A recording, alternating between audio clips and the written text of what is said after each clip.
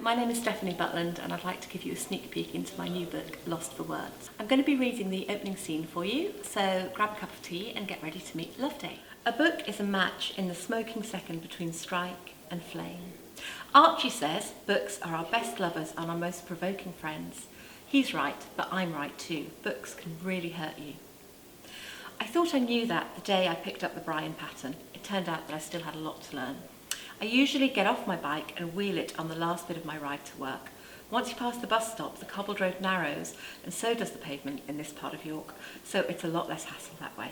That February morning, I was navigating around some "it's my buggy and I'll stop if I want to" woman with her front wheels on the road and her back wheels on the pavement when I saw the book. It was lying on the ground next to a bin as though someone had tried to throw it away, but didn't even care enough to pause long enough to take proper aim. Anyway, I stopped. Of course, who wouldn't rescue a book? The buggy woman tutted, though I wasn't doing her any harm.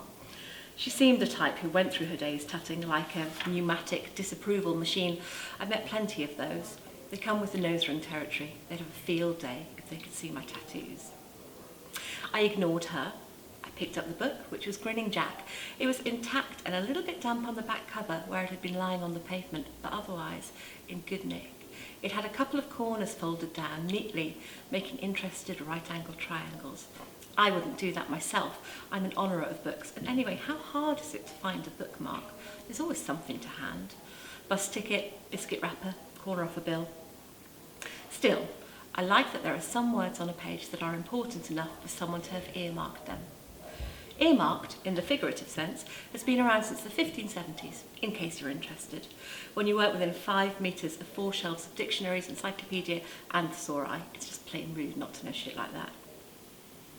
Anyway, as Archie says, I digress. Buggy woman said, "Excuse me, I can't see past you," but she said it politely, so I shuffled the back wheel of my bike onto the pavement so she could get a better look at the traffic.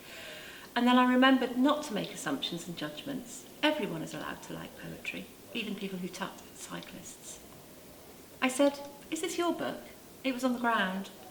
She looked at me. I saw her clock the piercing and the fact that my hair is black but my roots are brown and waver, but to give her credit, she apparently decided not to judge, or maybe my clean fingernails and teeth swung things in my favour. Her shoulders dropped a little bit. "I can't remember the last time I picked up a book that didn't have lift flaps," she said, and I almost handed the book over to her right then, but there was a break in the traffic and she launched herself across the road before I could offer it, trilling something about going swimming to her kid. I looked around to see if there was someone close by who might have just dropped a Liverpool poet, or be retracing their steps, searching, eyes to the ground. A woman standing outside the off-licence was going through her bag urgently, and I was about to approach her when she pulled her ringing phone out and answered it. Not her, then. No sign of anyone in search of a lost book.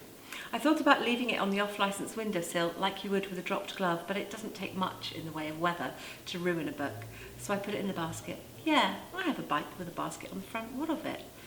And I kept on my way to the second-hand bookshop where I've worked for 10 years, since I was 15.